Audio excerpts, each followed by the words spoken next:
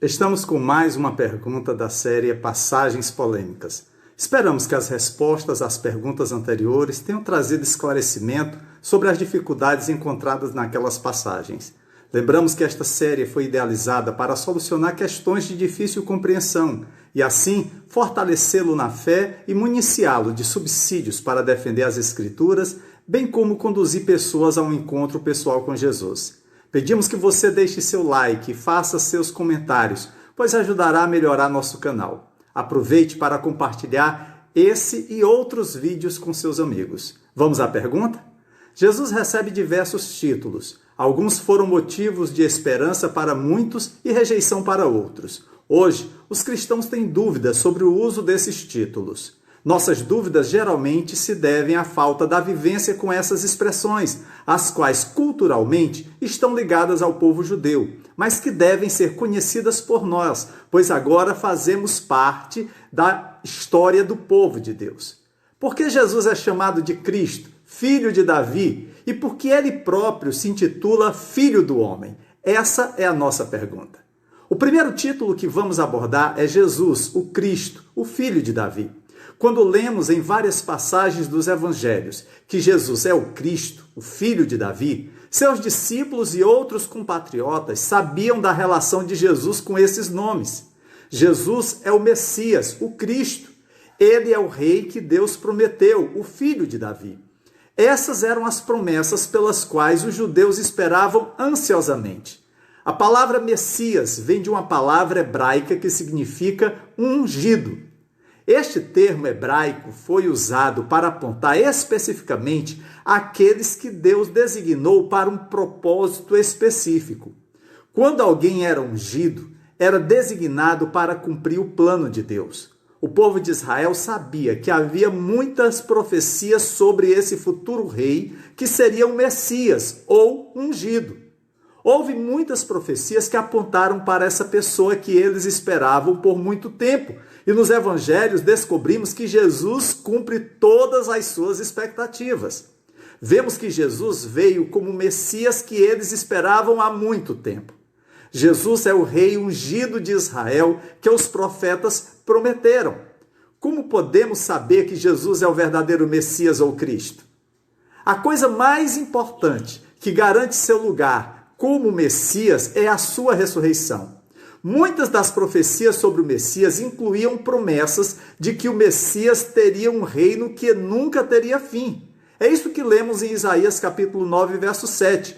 Ele estenderá o seu domínio e haverá paz sem fim sobre o trono de Davi e sobre o seu reino, estabelecido e mantido com justiça e retidão, desde agora e para sempre. O zelo do Senhor dos Exércitos fará isso. Daniel capítulo 7, verso 14 diz: a ele foram dados autoridade, glória e reino. Todos os povos, nações e homens de todas as línguas o adoraram. Seu domínio é um domínio eterno que não acabará, e seu reino jamais será destruído. Segundo Samuel capítulo 7, verso 13, será ele quem construirá um templo em honra do meu nome, e eu firmarei o trono dele para sempre. Todos os outros reis ungidos de Israel morreram e seus reinos chegaram ao fim. A única maneira de alguém ter um reino que nunca acabaria é derrotando a própria morte. Quando Jesus derrotou a morte na cruz, ele provou o seu tão esperado Messias. A ressurreição de Jesus é o detalhe mais importante dos relatos do Evangelho encontrados na Bíblia, porque esses relatos de testemunhas oculares de sua ressurreição provam que Jesus não foi apenas um bom mestre ou um grande homem. Ele foi e é o Messias prometido, o rei ungido de Israel. 17 versículos do Novo Testamento descrevem Jesus como filho de Davi.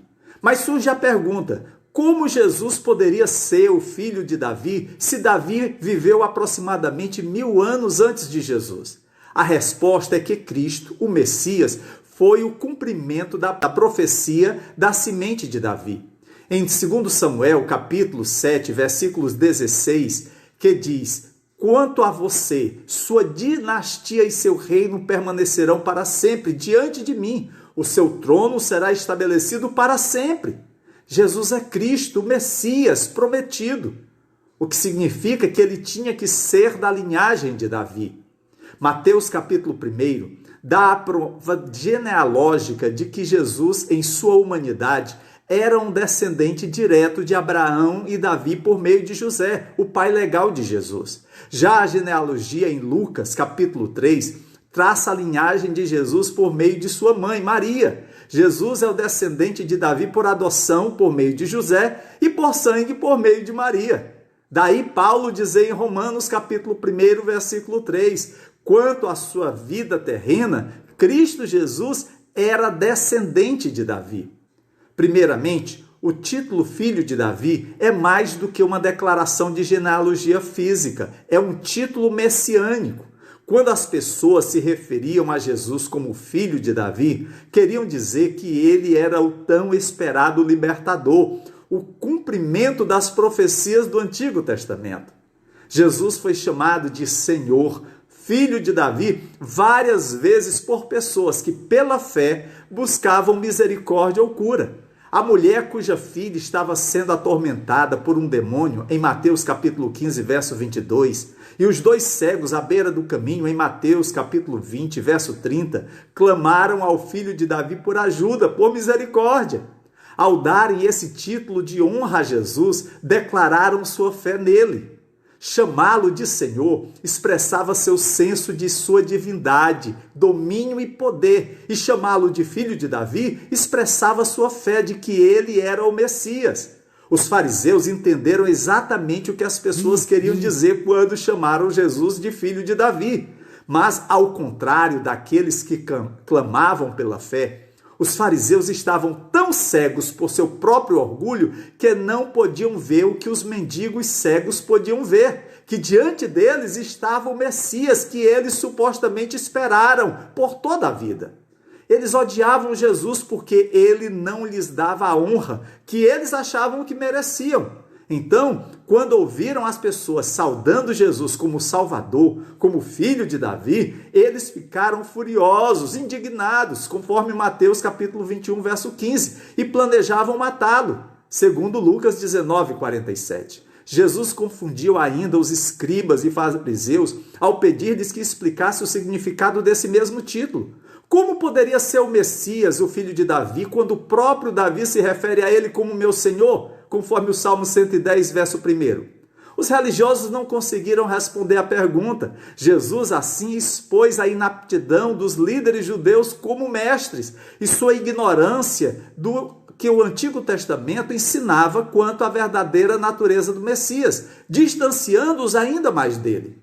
O ponto de Jesus ao fazer a pergunta de como os mestres da lei dizem que o Cristo é filho de Davi, foi o que o Messias é mais do que o filho físico de Davi. Se ele é o Senhor de Davi, ele deve ser maior do que Davi. Como Jesus diz em Apocalipse capítulo 22, verso 16, eu sou a raiz e a geração de Davi.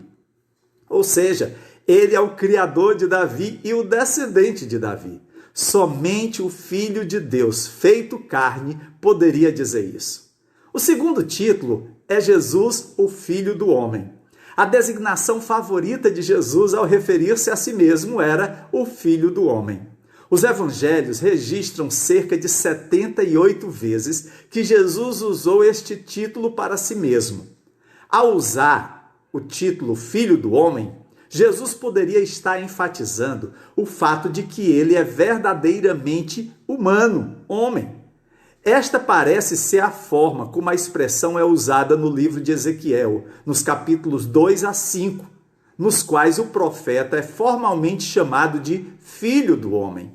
Quando Jesus assume o título de Filho do Homem, ele não está apenas abraçando a sua humanidade, mas também dizendo aos seus ouvintes que ele está aqui como um representante da humanidade. Ele está cumprindo uma função e atuando como nosso representante. O título Filho do Homem também pode ser um termo de glória.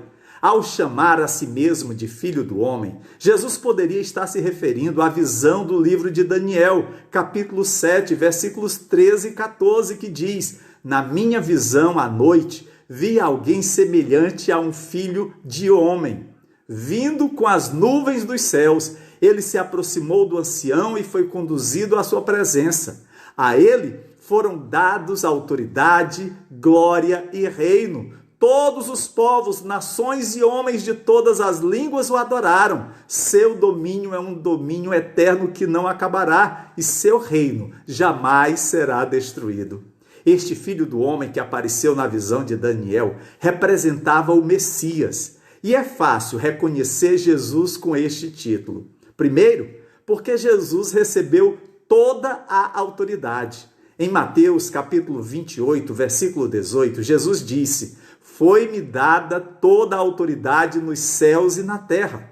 Segundo, toda a glória foi dada a ele. No Evangelho de João, capítulo 17, versículo 24, em oração, Jesus diz: Pai, quero que aqueles que me deste estejam comigo onde estou e vejam a minha glória, a glória que me deste porque me amaste antes da criação do mundo. Terceiro, Jesus também recebeu todo o poder. No livro aos Hebreus, capítulo 1, versículo 3, é declarado que o Filho é o resplendor da glória de Deus e a representação exata de seu ser, sustentando todas as coisas por sua palavra poderosa. Depois de providenciar a purificação dos pecados, ele se sentou à direita da majestade no céu. Como filho do homem de Daniel, o reino de Jesus é expandido para além de Jerusalém para abranger todas as nações. Todos o adorarão, conforme João afirma em Apocalipse, no capítulo 7, versículo 9. Depois disso, olhei e diante de mim estava uma grande multidão que ninguém podia contar, de todas as nações, tribos, povos e línguas, em pé diante do trono e diante do Cordeiro. Eles vestiam túnicas brancas e seguravam ramos de palmeira nas mãos.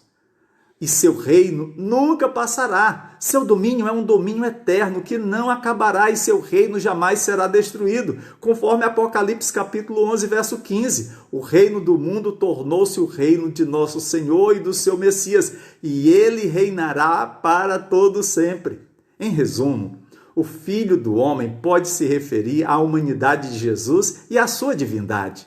De certa forma, é como ele, em quem o humano e o divino são um. Espero que você tenha entendido. Mas se tiver ficado alguma dúvida, poderá escrevê-la nos comentários. Que o Senhor te abençoe em nome de Jesus, o Cristo, o Filho de Davi, o Filho do Homem, o Filho de Deus. Amém.